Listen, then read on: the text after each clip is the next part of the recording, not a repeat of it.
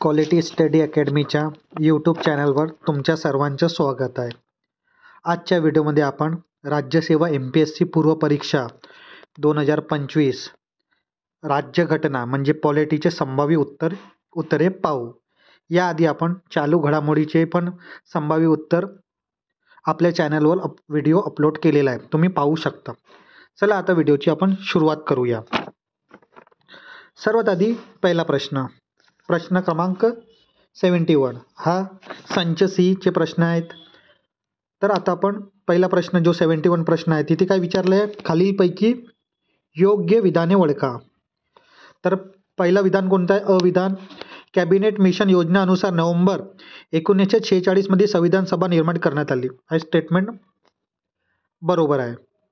तसंच कॅबिनेट मिशनने 2 संविधान सभेच्या विचाराला नकार दिला होता. हा पण स्टेटमेंट बरोबर आहे. स्टेटमेंट काय दिलेलं आहे, मुस्लिम लीगने क्रिप्स प्रस्ताव स्वीकारला होता. तर हा स्टेटमेंट चुकीचा आहे, नकारला होता. तर या प्रश्नाचं उत्तर आहे ऑप्शन नंबर 1 अ आणि ब या प्रश्नाचं उत्तर आहे. आता आपण पाहू नेक्स्ट प्रश्न. पुढला प्रश्न 72 नंबरचा आहे, म्हणजे दुसरा प्रश्न पॉलिटीचा. आधुनिक संविधानवाद या संकल्पनेची सुरुवात कोणत्या देशाने केलेली आहे. पहिला ऑप्शन आहे आपला अमेरिका, दुसरा ऑप्शन आहे इंग्लंड, तिसरा आहे फ्रान्स आणि चौथा आहे भारत. तसं या प्रश्नाचं उत्तर आहे ऑप्शन नंबर 1 अमेरिका. अमेरिकेने आधुनिक संविधानवाद या संकल्पनेची सुरुवात केलेली होती. आता आपण पाहू क्वेश्चन नंबर 73. खालीलपैकी योग्य विधाने ओळखा. पहिला विधान कोणतं आहे, जी व्यक्ती राष्ट्रपती म्हणून पद धारण करत असेल अथवा जिने असा पद धारण केलेला आहे ती व्यक्ती संविधानाच्या अन्य तरतुदींना अधीन राहून त्या पदासाठी होणाऱ्या फेरनिवडीसाठी पात्र असते. हा स्टेटमेंट बरोबर आहे, मतलब रिइलेक्ट होण्याकरिता पात्र असते. आता ब स्टेटमेंट काय दिलेलं आहे, कोणत्याही व्यक्ती राज्यसभेचे सदस्य म्हणून निवडून येण्यास अर्हता प्राप्त असल्याखारीज राष्ट्रपती पदाच्या निवडणुकीस पात्र असणार नाही. आता हा पण स्टेटमेंट बरोबर आहे. तर 73 प्रश्नाच्या करेक्ट उत्तर काय राहणार आहे, ऑप्शन नंबर 3 अ ब दोनही हे दोनही स्टेटमेंट योग्य आहेत. आता आपण पाहू पुढला प्रश्न म्हणजे 74 प्रश्न. 74 प्रश्नामध्ये काय विचारले, खालीलपैकी कोणत्या घटना दुरुस्ती कायद्याने महानगर नियोजन समिती म्हणजे मेट्रोपॉलिटन प्लॅनिंग कमिटी ची स्थापनाची तरतूद केलेली आहे. तर ऑप्शन काय दिलेले आहे, 42वी घटना दुरुस्ती, दुसरा ऑप्शन आहे 44वी घटना दुरुस्ती, तिसरा ऑप्शन आहे 73वी घटना दुरुस्ती आणि चौथा ऑप्शन आहे 74व्या घटना दुरुस्ती. तर या प्रश्नाचं उत्तर आहे 74वी घटना दुरुस्ती. आता आपण प्रश्न पाहू. पुढला प्रश्न कोणता प्रश्न आहे, भारतीय घटना समिती अंतर्गत स्थापन करण्यात आलेले विविध समित्या व तिचे अध्यक्ष यांच्या अयोग्य जोड्या ओळखा. कोणती अयोग्य जोडी ओळखायची आहे. पहिले सुकाणू समितीचे जे चेअरपर्सन होते, जे अध्यक्ष होते ते राजेंद्र प्रसाद होते, बरोबर आहे. सल्लागार समिती याचे कोण अध्यक्ष होते, वल्लभभाई पटेल होते, हे पण बरोबर आहे. केंद्रीय अधिकार समिती याचे अध्यक्ष JB कृपलानी नव्हते. तसेच मूलभूत हक्क उपसमितीचे अध्यक्ष जवाहरलाल नेहरू नव्हते, JB कृपलानी होते. तर ऑप्शन नंबर 3 म्हणजे क आणि ड हे अयोग्य आहे, हे अयोग्य जोडी आहे. तर जे 75व्या क्वेश्चनचा उत्तर काय राहणार आहे, क आणि ड हे अयोग्य जोडी आहे, कारण की अयोग्य जोडी विचारलेली होती. आता पुढला प्रश्न पाहू आपण. उपराष्ट्रपती म्हणजे जे खालीलपैकी योग्य विधाने निवडा. तर पहिला विधान कोणतं आहे, उपराष्ट्रपती ज्या दिनांक्स आपले पद ग्रहण करेल त्या दिनांकापासून 5 वर्षाच्या अवधीपर्यंत ते पद धारण करतील. तर हा स्टेटमेंट बरोबर आहे. दुसरा स्टेटमेंट काय दिलेलं आहे, ब विधान काय दिलेलं आहे, उपराष्ट्रपती राष्ट्रपतीला संबोधून आपल्या पदाच्या सहनीशी लेखी राजीनामा देऊ शकते. हा पण बरोबर आहे. तसेच क स्टेटमेंट काय दिलेलं आहे, लोकसभेच्या त्यावेळेस सर्व सदस्य बहुमताने पारित झालेला आणि राज्यसभेने संमत केलेले ठरावाद्वारा उपराष्ट्रपती त्या पदावर दूर करू शकते. तर हा स्टेटमेंट चुकीचं आहे, कारण की राज्यसभामध्ये होते हे सगळी प्रोसेस. तर 76व्या प्रश्नाचं उत्तर आहे ऑप्शन क्रमांक 4 हा याचा करेक्ट आन्सर आहे. आता आपण पुढला प्रश्न पाहू. प्रश्न क्रमांक 77 अँग्लो इंडियन समुदायाबद्दल विचारलेला आहे. काय विचार अयोग्य विधानं कोणत्या आहे ते ओळखा. तर अँग्लो इंडियन समुदायासाठी तरतुदीबाबत खालीलपैकी अयोग्य विधान विचारलं आहे. तर अनुच्छेद 335 हे राज्याच्या विधानसभेत अँग्लो इंडियन समाजाचे प्रतिनिधित्व निगडीत आहे. तर हा चुकीचा स्टेटमेंट आहे. ते अनुच्छेद 335 हा SC ST बद्दल आहे. तर सेकंड स्टेटमेंट काय आहे, अँग्लो इंडियन समाजाची लाभाकरिता 31 मार्च 1948 रोजी संपन्न होणाऱ्या वित्तीय वर्षात शिक्षणाबाबत दिली गेली होती. अशी काही अनुदाने असतील तर ती अनुदाने संविधानाच्या प्रारंभीनंतर पहिल्या तीन वित्तीय वर्षात संघ राज्य व प्रत्येक राज्य त्यांच्याकडून दिली जाईल. हा स्टेटमेंट बरोबर आहे. क स्टेटमेंट काय, दर 3 वर्षाच्या अनुवर्ती कालावधीत लगतपूर्वी 3 वर्षाच्या कालावधीत अनुदानापेक्षा ही 10% कमी असू शकते. तर हा पण स्टेटमेंट बरोबर आहे. तर स्टेटमेंट फक्त चुकीचे आहे.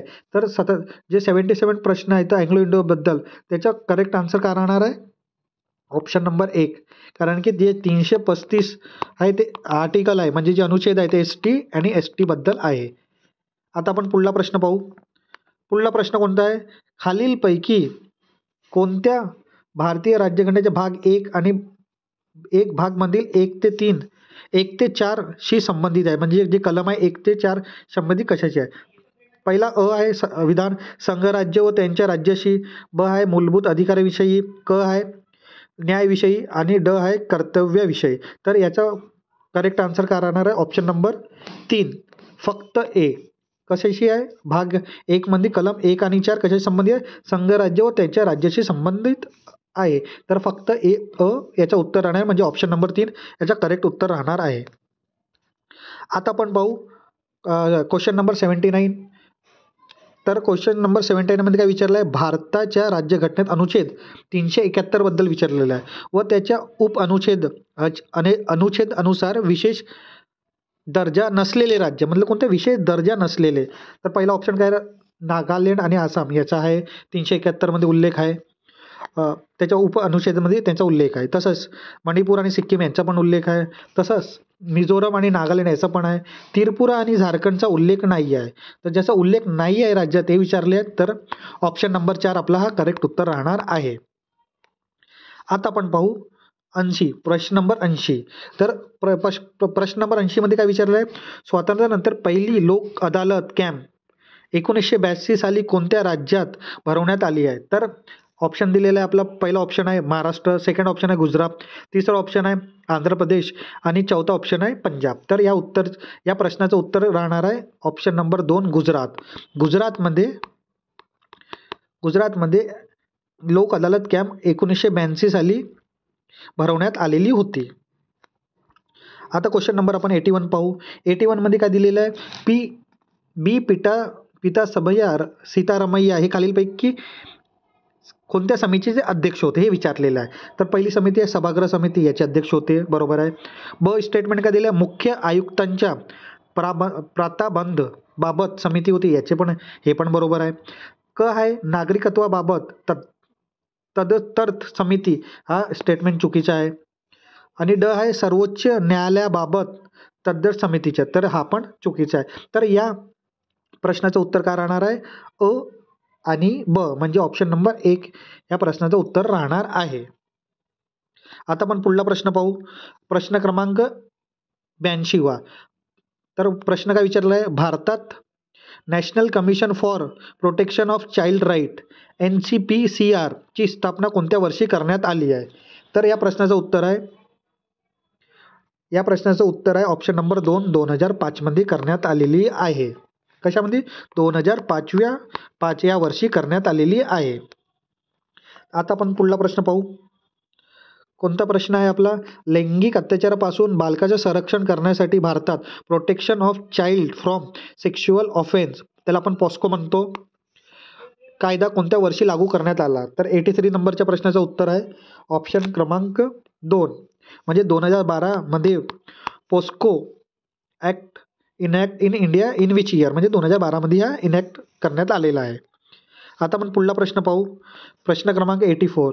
राष्ट्रीय महिला आयोगाची स्थापना भारतात केव्हा करण्यात आली. तर ऑप्शन 1 दिलेला आहे 1990, ऑप्शन 2 दिलेला आहे 1991, ऑप्शन 3 1992. ऑप्शन 4 काय दिलेलं आहे? 1993.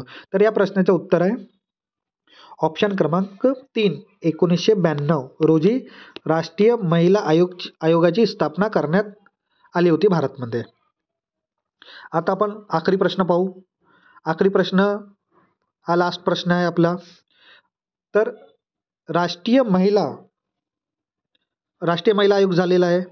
पुढला प्रश्न पाहू आपण. लास्ट प्रश्न जो आहे 85 प्रश्न. 85 क्रमांकचा प्रश्न काय विचारलेला आहे? खालीलपैकी कोणते कार्य 24 जानेवारी 1950 रोजी संविधान सभेनं केलं होतं? तर राष्ट्रीय ध्वज स्वीकारला होता काय? नाही स्वीकारला होता. बघ स्टेटमेंट काय दिलेलं आहे? गीताचा स्वीकार हो केलेला होता. क काय दिलं आहे? राष्ट्रगाण्याचा स्वीकार हो केलेला होता. ड काय दिलं आहे? डॉक्टर राजेंद्र प्रसाद यांची भारताचे प्रथम राष्ट्रपती म्हणून निवड हो हे पण केलेली होती. तर या प्रश्नाचं उत्तर आहे फक्त ब क ड हे बरोबर आहे या प्रश्नाचं उत्तर. कारण की राष्ट्रध्वज आपण केव्हा स्वीकारला होता? 22 जुलै 1947 रोजी स्वीकारला होता. हे तसेच आता आपण हे सर्व पॉलिटीचे प्रश्न बघितले आहे. पॉलिटीचे तसेच आपल्या चॅनलवर करंट अफेअरचे पण प्रश्न संभाव्य उत्तर तुमचा व्हिडिओ अपलोड केलेला आहे, तुम्ही पाहू शकता. आणि आता येणाऱ्या काळामध्ये आपण आपल्या चॅनलद्वारे महत्त्वाचे व्हिडिओ आणि अपडेट्स पण आपण क्वालिटी स्टडी अकॅडमी या यूट्यूब चॅनलवर आपण महत्त्वाची कंटेंट पण उपलब्ध करून देणार. त्याकरिता तुम्ही क्वालिटी स्टडी अकॅडमीच्या चॅनलला सबस्क्राईब करायला विसरू नका. असेच आता आपण इकॉनॉमिक्सचे पण प्रश्न आपल्या पुढल्या व्हिडिओमध्ये पाहूया. धन्यवाद.